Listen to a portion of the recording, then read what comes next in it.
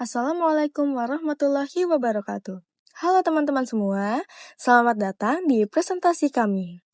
Pada kesempatan kali ini, kami dari kelompok 3, kelas 4A, program studi Ekonomi Pembangunan, akan memaparkan hasil pembahasan kami mengenai regresi probit. Adapun susunan anggota kelompok kami, yaitu yang pertama ada Artanti Puspita dengan NIM akhir 007, yang kedua ada Andini Umu Hanifah dengan NIM akhir 032, yang ketiga ada saya sendiri, Diananda Karunia Putri dengan NIM akhir 033, dan yang terakhir ada M. Sani Ismail dengan NIM akhir 034. Kami juga ingin mengucapkan terima kasih yang sebesar-besarnya kepada dosen pengampu mata kuliah Ekonometrika 2, Bapak Rizkon Halal Syah Aji, MSI, PhD, atas bimbingan dan ilmu yang telah diberikan selama perkuliahan berlangsung. Sebelum masuk ke penjelasan materi, saya akan memberitahukan materi-materi apa saja yang akan kami bawakan di video kali ini. Yang pertama ada definisi regresi probit, yang kedua ada contoh kasus dan rumusan masalah, yang ketiga ada hipotesis, yang keempat ada contoh data, yang kelima ada langkah-langkah regresi probit menggunakan FUSE, yang keenam ada hasil regresi probit, yang ketujuh ada persamaan regresi probit, yang kedelapan ada uji Hosmer-Lemeshow menggunakan FUSE, yang ke-9 ada penjelasan uji Hosmer-Lemeshow. Baik teman-teman semua, sebelum kita lanjut ke pembahasan yang lebih dalam, alangkah baiknya kita mengenal dulu apa sih itu regresi probit. Di sini, regresi probit didefinisikan sebagai model statistik dalam ekonometrika yang digunakan untuk menganalisis hubungan antara satu atau lebih variabel independen atau bebas dengan variabel dependen yang bersifat biner, bernilai 0 atau 1. Model ini menggunakan fungsi distribusi normal kumulatif atau CDF untuk memperkirakan probabilitas terjadinya suatu peristiwa. Nah, sedangkan model regresi probit adalah suatu bentuk dari model regresi non-linear yang mengasumsikan bahwa variabel dependen biner merupakan hasil dari proses keputusan yang dipengaruhi oleh variabel-variabel independen. Dan proses ini memiliki distribusi error normal standar. Istilah probit ini berasal dari singkatan probability unit yang dikenalkan pada tahun 1930-an oleh Chester Bliss. Next, terdapat satu contoh kasus terkait regresi probit, yaitu seseorang dapat memutuskan apakah akan membeli asuransi kesehatan atau tidak. Keputusan ini dipengaruhi oleh faktor seperti tingkat pendidikan dan penghasilan. Variable dependen di sini ditandai dengan huruf Y yang sama dengan penggunaan asuransi kesehatan. Angka 1 sama dengan ya, dan angka 0 sama dengan tidak. Dan variabel independen di sini ditandai oleh X1 sama dengan penghasilan, dan X2 sama dengan tingkat pendidikan. Rumusan masalahnya yaitu, pertama, bagaimana pengaruh penghasilan terhadap keputusan rumah tangga dalam menggunakan asuransi kesehatan. Yang kedua, bagaimana pengaruh tingkat pendidikan terhadap keputusan rumah tangga dalam menggunakan asuransi kesehatan. Yang ketiga, bagaimana pengaruh penghasilan atau X1 dan tingkat pendidikan atau X2 terhadap keputusan rumah tangga dalam menggunakan asuransi kesehatan, dalam kurung ditandai oleh huruf Y atau pendapatan. Oke teman-teman, jadi di bagian ini kami akan menyusun 3 hipotesis yang berkaitan dengan keputusan seseorang dalam menggunakan asuransi kesehatan. Kita mulai dari yang pertama ya. Yang pertama yaitu hipotesis 1, ngebahas soal pendapatan. Di sini kita pengen tahu nih, apakah makin tinggi pendapatan seseorang, itu bikin dia makin mungkin buat pakai asuransi. Kalau H0-nya kita anggap nggak ada pengaruh signifikan antara pendapatan dengan keputusan pakai asuransi, tapi kalau H1-nya kita duga ada pengaruh, artinya pendapatan bisa jadi faktor penting. Lanjut yang kedua yaitu hipotesis 2, ini membahas tentang pendidikan. Sama kayak H0 yang di atas, dimana bilang pendidikan itu nggak ngaruh signifikan.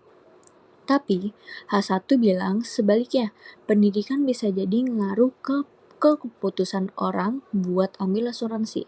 Mungkin karena makin tinggi pendidikan, makin aware juga pentingnya proteksi kesehatan. Terakhir, hipotesis 3, ini gabungan antara dua variabel tadi, pendapatan dan pendidikan. Dari H0, dua-duanya dianggap nggak punya pengaruh yang signifikan secara bersamaan. Tapi di H1, kami menduga justru kombinasi pendapatan dan pendidikan bisa banget bareng-bareng ngaruhi keputusan seseorang buat punya asuransi atau enggak. Intinya, lewat hipotesis ini, kita mau buktiin secara statistik apakah benar faktor ekonomi dan edukasi punya peran penting dalam keputusan masyarakat terhadap asuransi kesehatan. Jadi teman-teman, sebelum masuk ke analisis regresi probitnya, di sini kita jelasin dulu nih data yang kita pakai. Model ini terdiri dari satu variabel dependen dan dua variabel independen. Yang pertama, Y, yaitu asuransi sebagai variabel dependen atau terikat.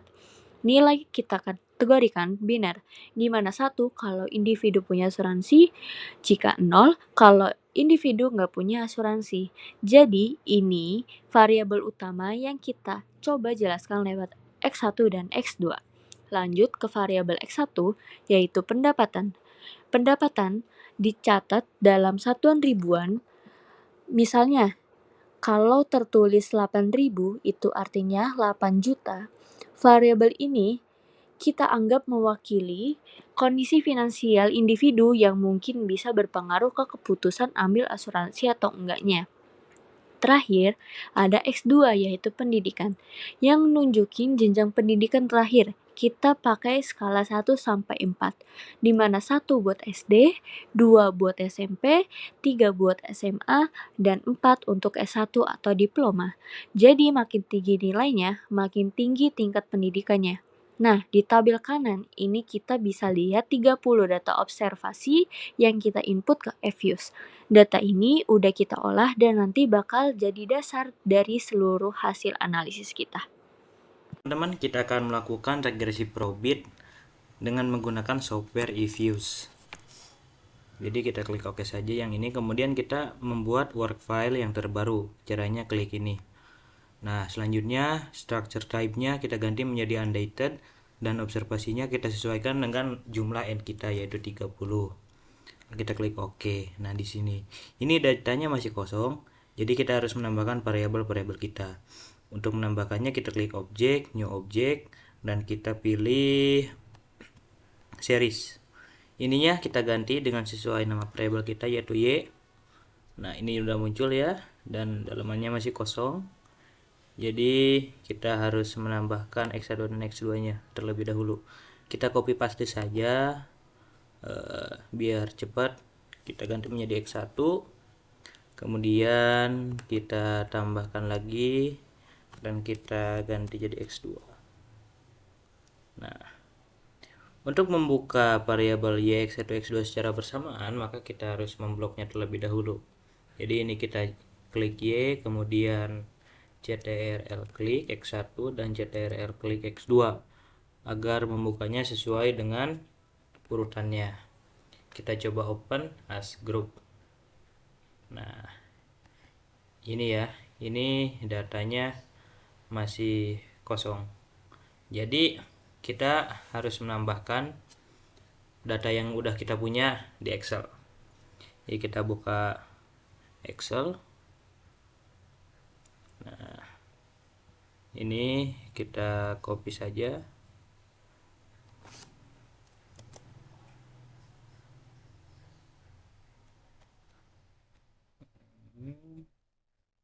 Kita buka eFuse lagi. Kita sebelumnya kita klik menu edit. Di sini ya, kita simpan kursor kita Y dan 1, kemudian kita paste. Nah, ini jadi sudah sesuai ya datanya dari Y, X1 dan X2. Kemudian untuk melakukan regresi probit, maka kita pilih menu proc dan make equation. Di sini persamaannya kita sesuaikan yaitu Y, konstanta X1 dan X2. Kemudian untuk metodenya kita pilih binary choice. untuk bagian probit.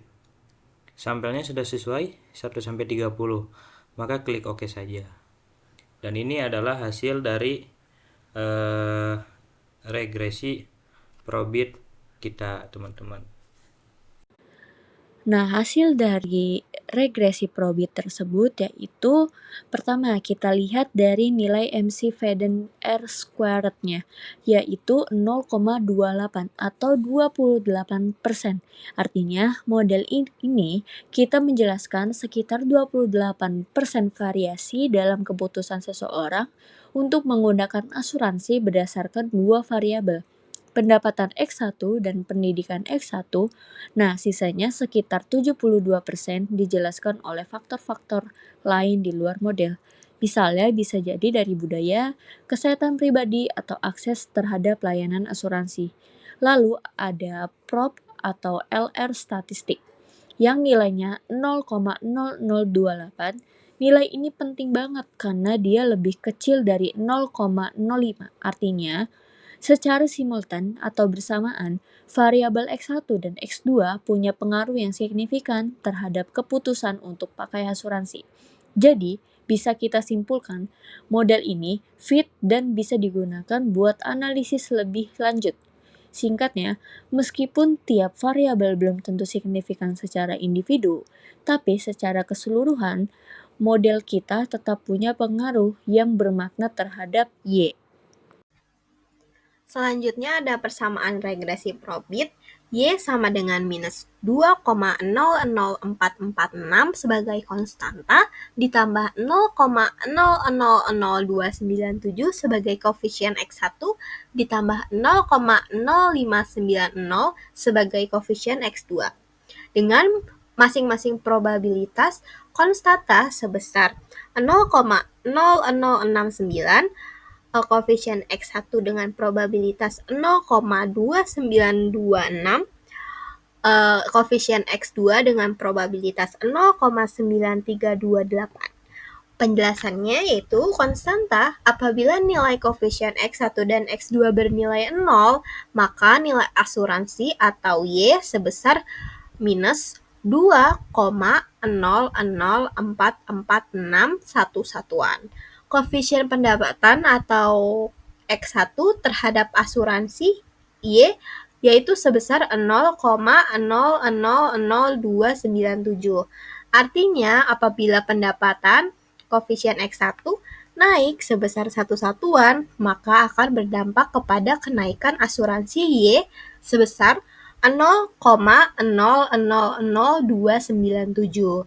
Namun, variabel pendapatan X1 tidak berpengaruh signifikan karena probabilitasnya 0,29 yang lebih besar daripada 0,05.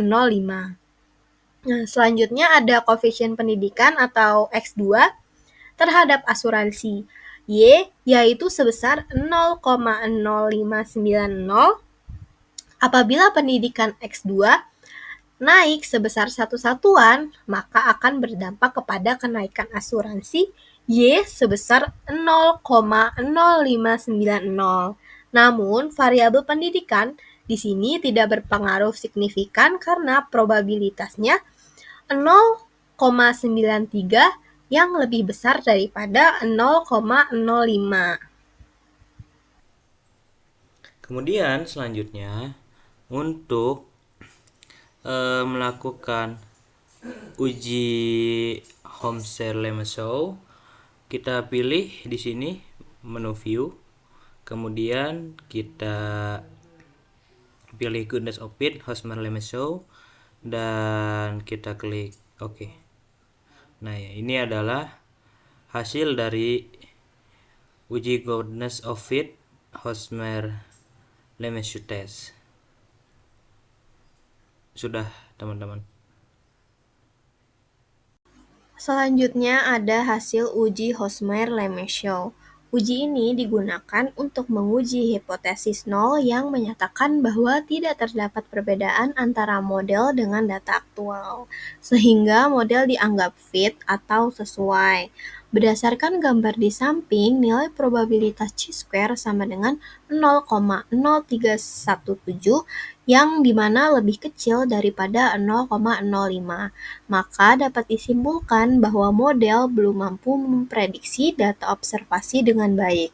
Atau dengan kata lain, model belum dapat diterima karena belum sesuai dengan data observasi. Sekian video dari kelompok 3 tentang regresi probit. Kurang lebihnya mohon maaf, semoga bermanfaat.